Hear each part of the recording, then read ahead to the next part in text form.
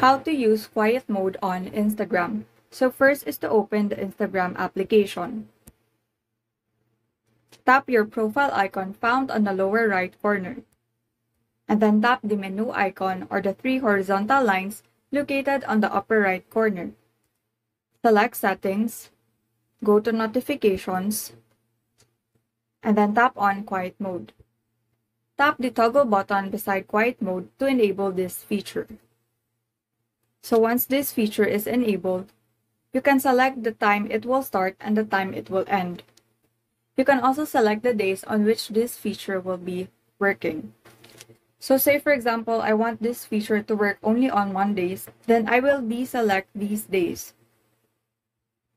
End starts at 9 p.m. and ends at 6 a.m. And so that is how you use quiet mode on Instagram. Thank you and have a great day.